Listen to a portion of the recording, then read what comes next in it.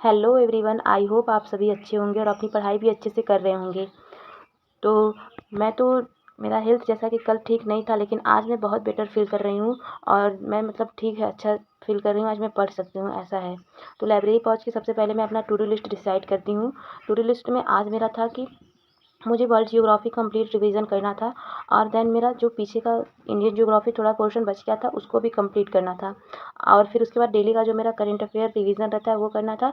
और current affair का revision और साथ में डेली का करंट अफेयर का मैं लेक्चर भी लेती हूँ, तो वो मेरा साथ में चलता है। तो इतना चीज़ें डिसाइड करने के बाद मैं बैठ जाती हूँ अपना डेली का टारगेट कंप्लीट करने के लिए। सबसे पहले मैंने जो इंडियन जियोग्राफी मेरा बचा हुआ पोर्शन था उसको मैंने कंप्लीट किया। तो फिर उसके बाद मैं वर्ल्ड जियोग्राफी की तरफ रिवीजन के लिए लग गई, क्योंकि मैंने दोनों जियोग्राफी इसलिए रिवीजन कर रही हूँ क्योंकि मुझे इसका अगले सब्जेक्ट का टेस्ट देना है, मतलब सेक्शनल टेस्ट होता है ना, वो मुझे देना था। इसलिए मैंने सोचा आज पहले मैं इसका रिवीजन कर लेती हूँ, उसके बाद मैं इसका कल टेस्ट दूंगी। इसलिए मैं रिवीजन अच्छे से कर रही थी। तो इसके लिए मैंने अपना वर्ल्ड जियोग्राफी के रिवीजन के लिए सबसे पहले नोट्स उठाए। उसके बाद नोट्स से रिवीजन करने के बाद जो मेरा अंडरस्टैंडिंग मेरी क्लियर हो गई, तो फिर उसके बाद मैंने कॉन्सेप्ट क्लियर होने के बाद अपना लूसेंट का जो वन लाइनर फॉर्म में कुछ फैक्ट्स इंपॉर्टेंट होते हैं तो उससे मैंने रिवीजन किया। दोस्तों, हम लोग लूसेंट को निगलेक्ट नहीं कर सकते। बेसिकली हमारे मतलब नोट्स में तो सभी चीज़ें होती हैं, लेकिन लूसेंट में भी कुछ ऐसे फैक्ट होते हैं जो एग्ज़ाम्स में बहुत ही अच्छे लेवल के होते हैं।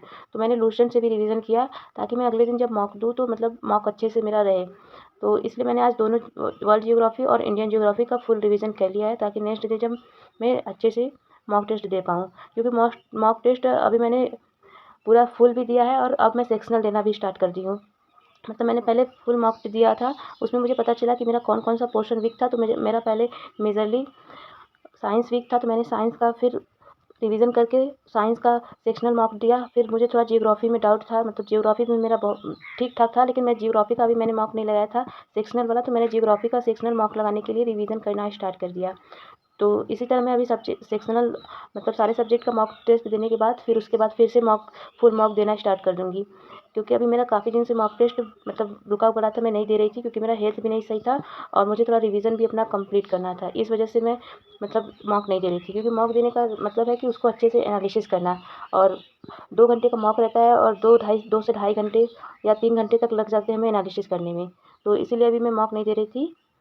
अब अब जब मैंने सारे सब्जेक्ट के फिर से अच्छे से रिवीजन कर लिया है, तो अब मैं मॉक टेस्ट अच्छे से दूंगी। और फिर जो क्वेश्चन मुझे नहीं आता है मैंने उनको भी नोट कर लेना है, ताकि आगे जो फिर से अगर वो मुझे क्वेश्चन एग्जाम्स में या फिर नेक्स्ट किसी मॉक में दिखे तो वो मुझसे गलत ना हो। इसलिए मैं मॉक टेस्ट देती हूँ। तो बेशक मेरा टाइम ज़्यादा लगता है, लेकिन मैं उसका एनालिसिस अच्छे से करती हूँ। क्योंकि मॉक देने का मतलब यही है दोस्तों कि हम अच्छे से एनालिसिस करिए कौन सा सेक्शन हमारा वीक है और कौन सा सेक्शन हमारा वीक है। इन सब का एनालिसिस करना ही मॉक टेस्ट को अच्छे से देने का मतलब है।